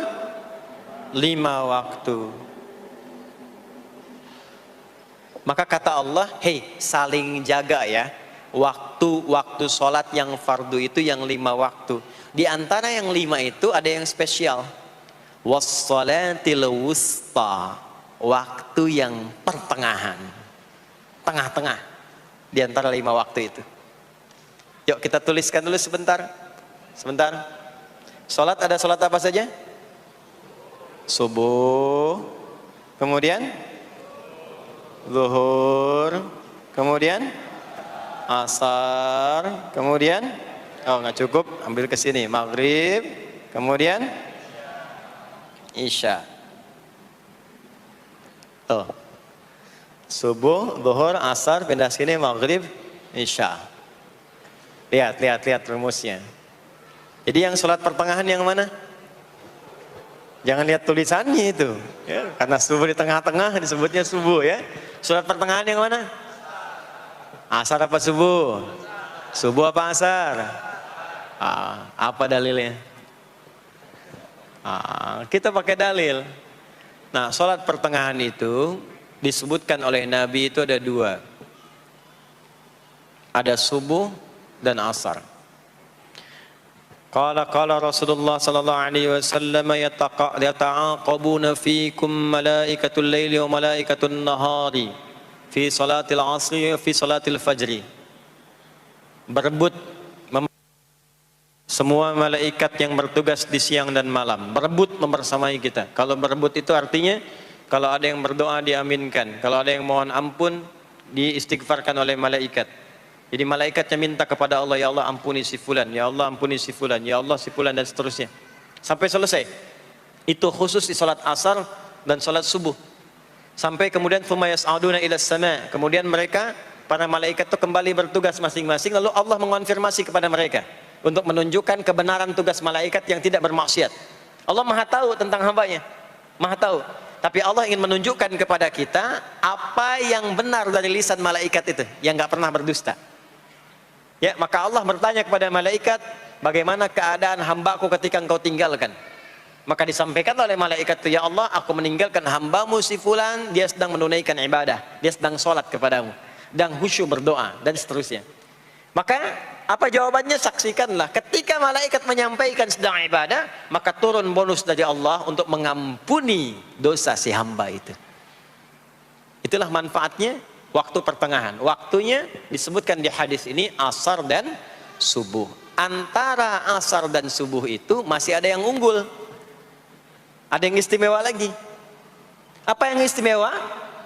Antara asar dan subuh yang istimewa terletak di subuhnya. Jadi dari 5 waktu ini, yang pertengahan asar dan subuh, karena amal di bawah ditunjukkan untuk mendapatkan penilaian langsung dari Allah seketika dan memberikan jawaban dari apa yang kita inginkan, asar dan subuh. Tapi dibandingkan asar dengan subuh, bila keduanya dibandingkan, dua-duanya mulia.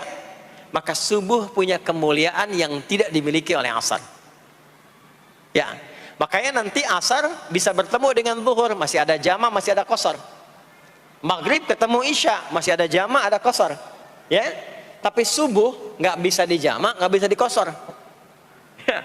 Makanya subuh letaknya jauh, ke isya jauh, ke zuhur jauh.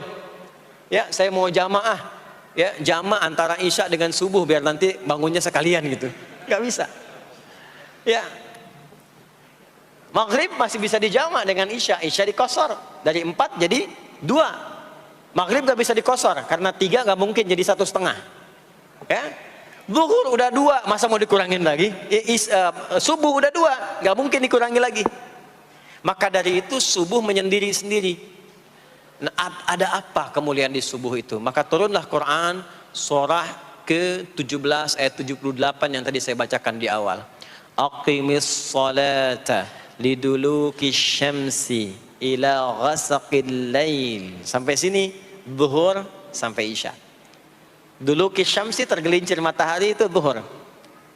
Sampai ghasaqil lail, tiba malam, itu isya. Lalu ditutup ujungnya wa qur'anal fajr. Khusus untuk subuh itu ditambahkan selain sholat ada bahasa Quran di Quran sendiri. Khusus untuk subuh redaksinya ditambahkan dengan Quran.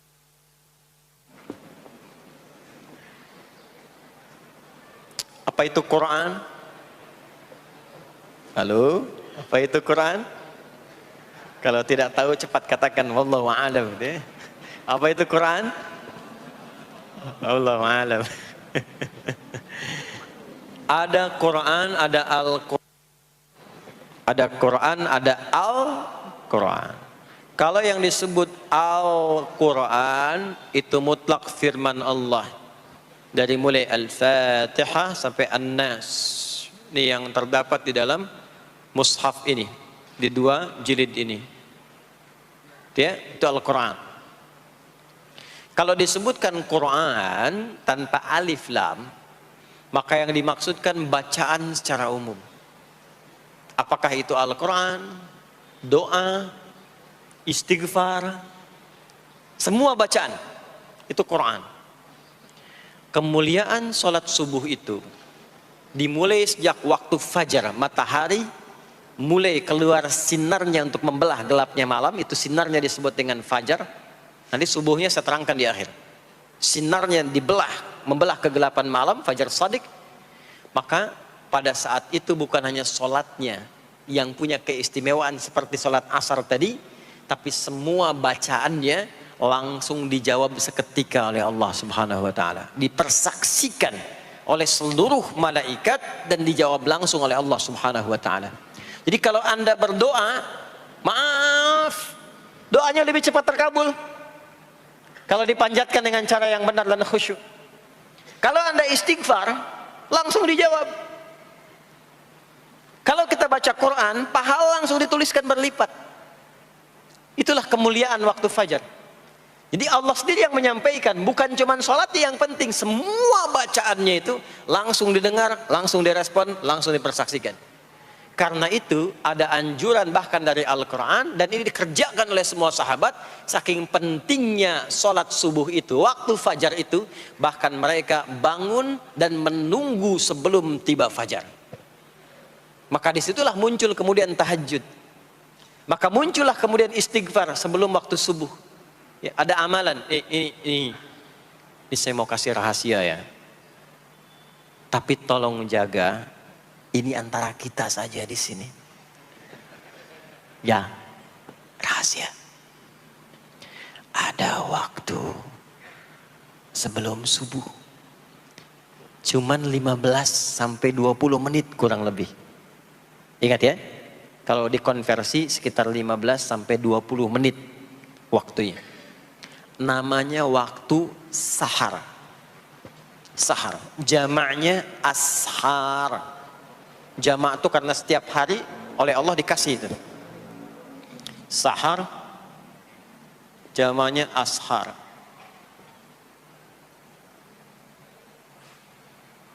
Rahasianya di mana? Bapak Ibu, ini waktu yang paling cepat untuk terkabulnya doa. Anda mau minta apa saja, hadisnya qudsi. Ibadi, kata Allah, hambaku, siapapun yang bermohon sekarang aku kabulkan, yang minta aku berikan. Wa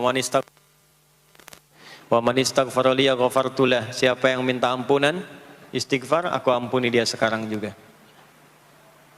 Baik, Bapak Ibu, begini saya tanya nih, kalau ditawarkan minta apa saja diberi,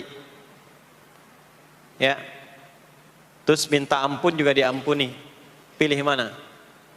Minta apa saja diberi, mau minta apa saja, atau mau minta ampunan istighfar, pilih mana? Jujur aja, kalau ada proyek nilainya 100 miliar, ya, ada utang 1 miliar belum ditutup, terus suruh minta apa saja diberikan, pilih mana? Minta 100 miliar, potensi dikabulkan, atau minta diampuni dosa, pilih mana? Pilih salah satu, nggak usah dua-duanya. Oh, ada tawaran dikasih 100 miliar atau diampuni dosa, pilih mana? Ampuni dosa. Pelan banget ya. Kata ibu kalau bisa dua-duanya gitu. Coba, kalau ada rumus begini, Anda disuruh memilih apakah dunia dan seisinya atau memilih ampunan Allah, maka pilih ampunan Allah. Karena nanti ada rahasia yang kedua. Oh, banyak rahasia ini. Ada rahasia istighfar. Istighfar itu kalau sudah menyatu dengan jiwa kita, sudah terbiasa maksudnya. Biasa istighfar, dan jadi karakter, jadi kebiasaan. Bukan hanya pasca sholat, di mobil istighfar, di kantor masuk istighfar, sudah kebawa, udah refleks itu.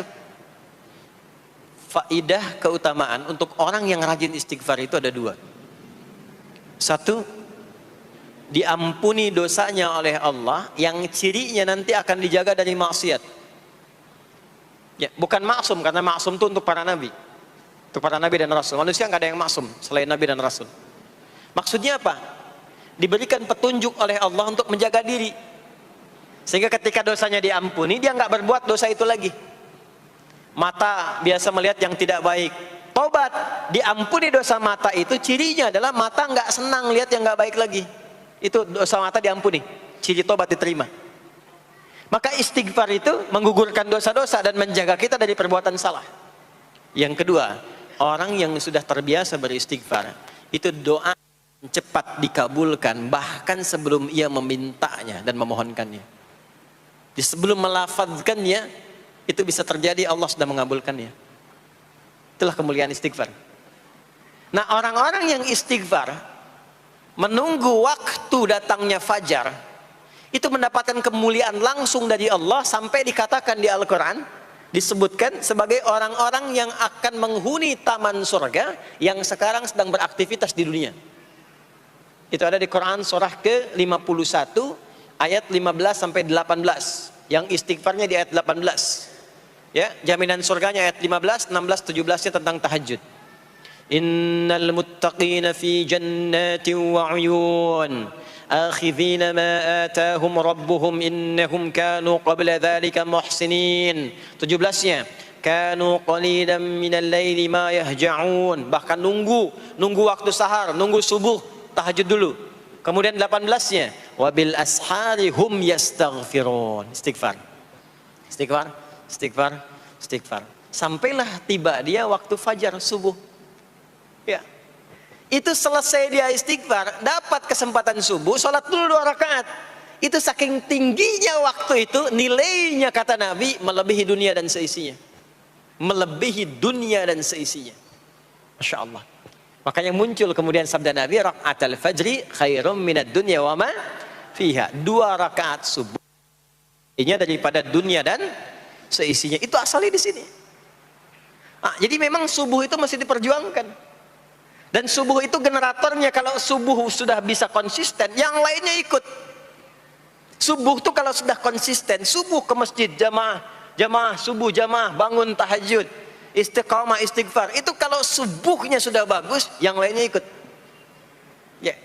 Makanya ada kaum yang sekarang sangat khawatir jumlah orang Islam kalau sholat subuh itu seperti sholat Jumat, sangat takut itu. Ya, ada di ini viral kisahnya, viral. Saya nggak ceritakan pun Anda bisa dengar. Ya, jadi ada golongan orang Yahudi yang selalu mengamati jamaah sholat subuh umat Islam, dan dia melihat, ya, ketika mulai ramai, dia mulai katakan, kenapa Anda selalu mengamati itu? Ya, sebab kami lihat kalau jumlah jamaah subuhnya sudah seperti sholat Jumat, itulah kemakmuran, kebangkitan dan kebaikan umat Islam akan tumbuh kembali. Jadi akan berpengaruh kepada yang lainnya.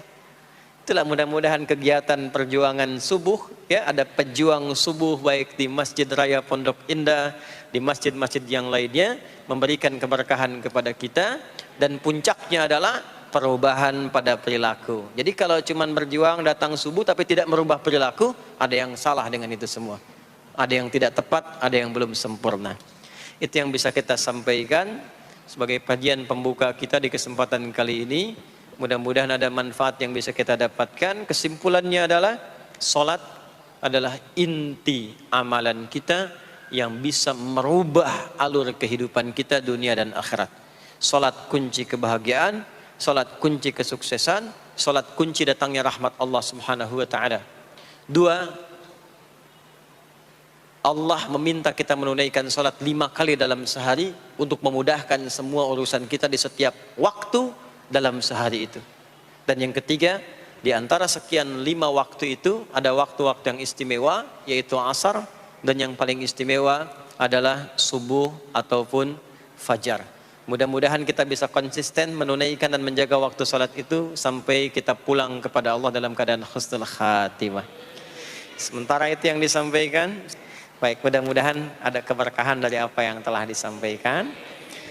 Pasti apa yang saya sampaikan pasti ada salah. Pasti ada yang kurang tepat. Pasti ada yang keliru disampaikan. Mohon diingatkan supaya saya koreksi. Tinggalkan yang salahnya. Ambil yang benar, yang baik, yang kira-kira bisa diamalkan. Jauhi hal-hal yang bisa menjauhkan kita dari Allah. Dan semoga kita semua diwafatkan dalam keadaan husnul khatimah insyaAllah. Allahumma taqabbal minna innaka antas sami'ul alim wa tub alaina innaka antat tawwabur rahim. Allahumma nahmaduka hamdan syakirin kama 'allamtana an nahmadak wa nashkuruka syukran kama 'allamtana an nashkurak antal muqaddim antal muakhir biyadikal khair innaka 'ala kulli syai'in qadir. Allahumma ij'al jam'ana hadza jam'an marhuma wa tafarruqana min ba'dihi tafarruqan ma'suma. Ya Allah, jadikan pengajian kami pagi di siang hari ini pengajian yang Kau berkahi, dan bila pun kami berpisah, jadikan perpisahan kami mengantarkan pada kemuliaan yang lebih baik di sisimu. Rabbana la tada' lana fi maqamina hadza dhanban illa ghafartah. Ya Allah, jika ada pendosa hadir di majlis ini, jangan biarkan ia pulang kecuali Engkau telah ampuni segala dosa-dosanya. Wala hamman illa farajtah. Jika ada yang tengah merasakan kegelisahan, jangan biarkan ia pulang kecuali Engkau telah tenangkan keadaan hatinya. Wala asiran illa yassartah. Jika ada yang tengah mengalami kesulitan dalam kehidupannya, di rumah tangganya atau pekerjaannya, maka mohon dengan keikhlasannya angkat dan hilangkan semua kesulitannya. Rabbana atina fid dunya hasanah wa fil akhirati hasanah wa qina adzabannar. Wa sallallahu ala sayyidina Muhammad wa